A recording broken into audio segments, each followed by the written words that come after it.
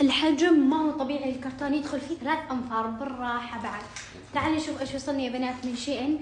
طبعا اول شيء لازم تحفون انه هذه الطلبيه ببلاش، يعني ما دفعت فيها ولا ريال ولا هلله.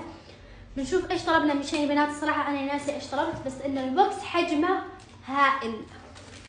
مبدئيا يا بنات قبل ما نفتح نشوف ايش فيه.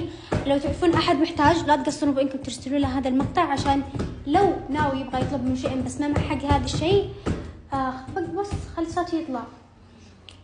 لو ناوي انه يطلب ولا معه يقدر يسوي هذه الحركه اللي بعلمكم عليها ويطلب من شيء ببلاش.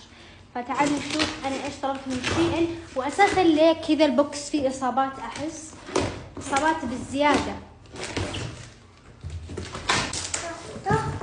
نفتح. شيل. هذه مرايه بنات بس ما اقدر اشيل منها هذا لانها بتعكس. يا بنات لو انتم تبغون تطلبون من شيء كملوا معي هذا المقطع، لانه انا في نهايه المقطع بشرح لكم على الايباد كيف تطلبون ببلاش. فيعني ما عليكم كملوا المقطع بتلاقوا الشرح، بتلاقوا اللي انتم تبغونه. ثاني شيء طلبت هذه حقت المناديل، طبعا تفتحونها تحطون فيها من هنا كذا، شايفين كيف.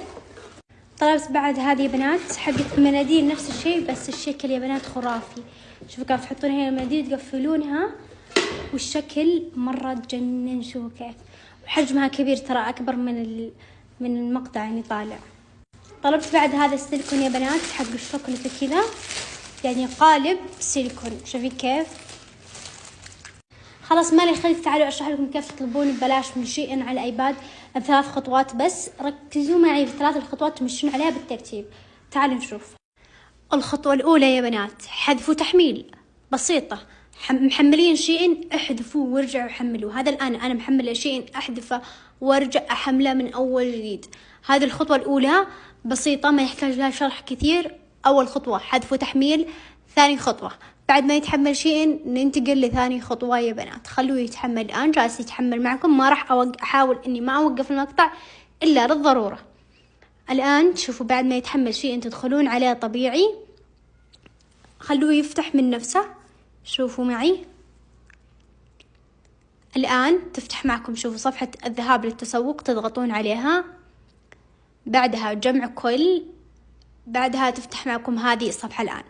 الآن الخطوة الثانية اللي هي إنشاء حساب جديد.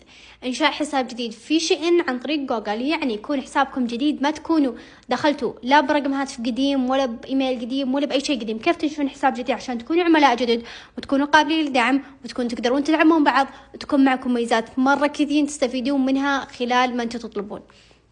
الثانية تضغطون على كلمة استمرار بجوجل. شايفين هذا الخيار قدامكم بيطلع لكم كلكم الاستمرار بجوجل، شايفينه. أكبر لكم الشاشة، هذا هو تضغطون عليه. بعد ما تضغطون عليه شوفوا ايش تفتح معكم.